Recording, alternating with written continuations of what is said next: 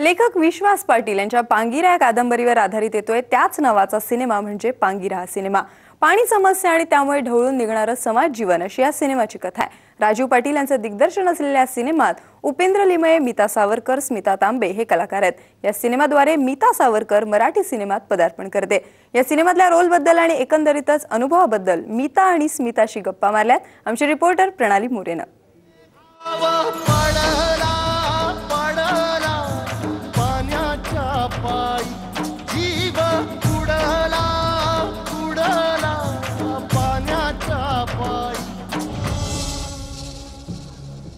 राजीव पाटील दिग्दर्शित पांगिरा हा चित्रपट लवकरच प्रदर्शनाच्या वाटेवर आहे। पण आता आपण या चित्रपटातील दोन अभिनेत्रींसोबत गप्पा मारणार आहोत। त्यांच्या पांगिराच्या प्रवासाविषयी आपल्या सोबत आहेत स्मिता तांबे आणि मीता सावरकर। स्मिता आणि मीता, हाय।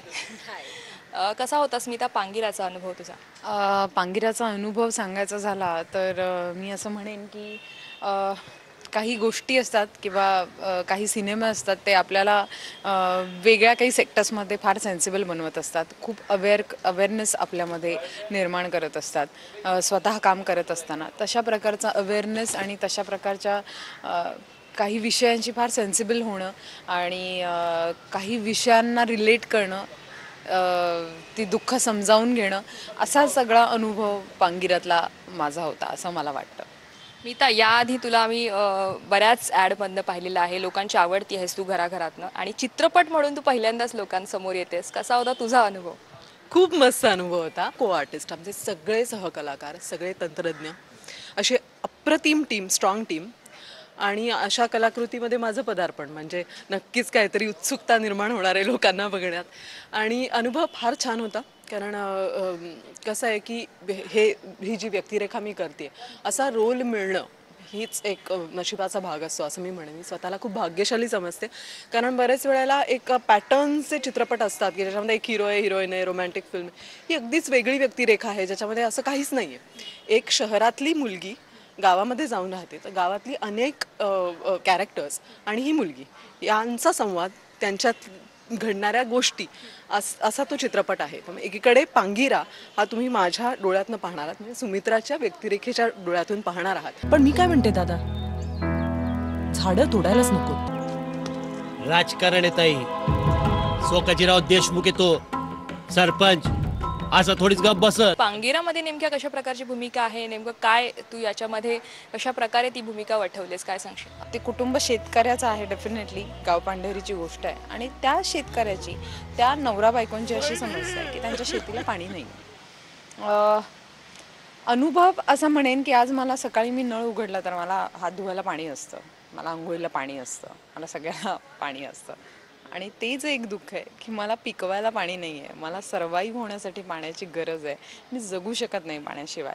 अशी सिच्युएशन जेव्हा एखाद्या बाईच्या आयुष्यात, आणि ती बाई की आत्ता हे माझं घर आहे आणि आता हे कसं जाणणार आहे, तर त्या बाईच्या आयुष्यात आल्यावर त्या बाईवर काय तिची वाताहत होत असेल, तिला काय वाटत असेल, आणि आता पुढे आयुष्यात काय करायचं, सर्वाईव्ह होण्यासाठी पाणी, असा प्रश्न तू आणि मी कधी फेस केलेला नाही आहे हा प्रॉब्लेम।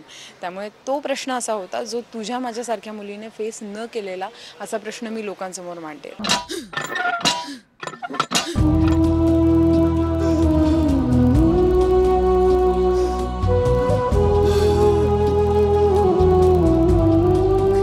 मला असं वाटतं की अख्ख्या पांगिराच्या प्रवासात माझ्या व्यक्तिरेखेने म्हणजे हौसाने आणि त्याचबरोबर स्मिताने तो अख्खा अनुभव घेतला। कुठल्या गावचं कौतुक करताय तुम्ही? हा, आणि अनावर झाले तर काय करतील तुमचे गावकरी? त्यांना काय करायचंय, जे काय करताय ते तुम्हीच तर करताय। वर्षानुवर्ष 30 जनावरं विकत घेतली म्हणून सांगायचं आणि जिल्हा बँकेचे पैसे लाटायचे। ही हातात मोबाईल आणि बुडाखाली गाडी आली ना, म्हणजे आपण सुधारलो असं समजू नका। काळाबरोबर पुढे जायचं नाही, अशाने ना पुढच्या पिढीच्या हातात करवंटी द्याल तुम्ही भीक मागायला।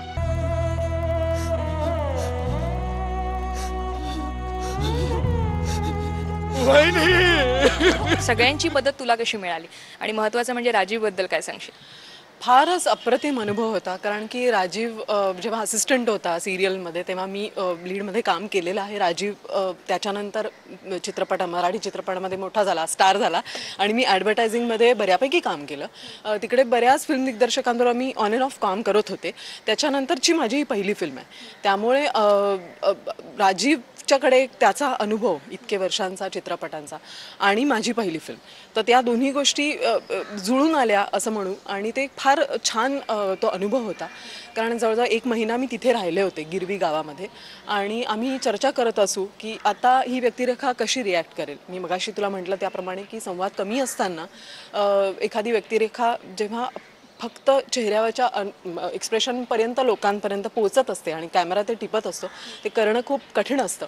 आणि ते करत असताना मला राजीवने नेहमी सांगितलं होतं हे की तू तिथे आहेस. ऊन पावसासारखं असतं सुमित्र हे जग. करपून गेलं म्हणून कुदायचं नाही आणि हिरवगार झालं म्हणून मातायचं. पांगिरा करतानाचं तुझं समाधान, त्यानंतर चित्रपटानंतरचं तुला मिळालेलं एक ॲक्टर म्हणून समाधान काय सांगशील? समाधान एवढंच मिळालेलं आहे की एका सेन्सेबल कलाकृतीचा आपण भाग आहोत आणि ह्या अशा समस्या आहे ज्याच्याबद्दल अवेअरनेस सर्वसामान्य माणसाला आणि प्रत्येकाला असावा. तो अवेअरनेस आम्हाला या चित्रपटाच्या रूपाने आला. आम्ही त्या चित्रपटाचा भाग बनलो आणि आम्हाला एक वेगळ्याच पातळ्यांवर विचार करायला लावला या सिनेमाने. आणि मला असं वाटतं की प्रत्येक माणूस सर्वसामान्य, म्हणजे मी रिलेट करत होते जर या सिनेमाला, तर मला असं वाटतं प्रत्येक माणूस रिलेट करेल, कारण तो ह्या एका विचित्र सिस्टीमचा भाग आहे ज्याच्यामध्ये प्रत्येकजण अडकला आहे. आणि तो जेव्हा हा सिनेमा बघेल तेव्हा त्यालासुद्धा हाच अनुभव येईल की हो, मी सुद्धा अडकलो. मी तू कदाचित पोरसनी डॉक्टर करणार आणि त्यातनी सांगणार की बुवा समद्या पांगिरा करसनी फुकटात गोळ्या दे, फुकटात स्वेटोच, समजा बरं कर. अर्थपूर्ण आणि वेगळं आणि तरीही मनाला सुन्न करणारं असं काहीतरी पाहायला मिळणार याची पूर्ण खात्री आहे. नक्कीच. आणि या चित्रपटासाठी आमच्याकडनं तुम्हाला खूप खूप शुभेच्छा. पाखराच्या सोचीतलं तानं आणि लेकराच्या वटातलं गाणं आयुष्यभर सांभाळून ठेवेल असं काहीतरी बियाणं शोधून काढ सुमित्रा. असं काहीतरी बियाणं शोधून काढ सुमित्रा.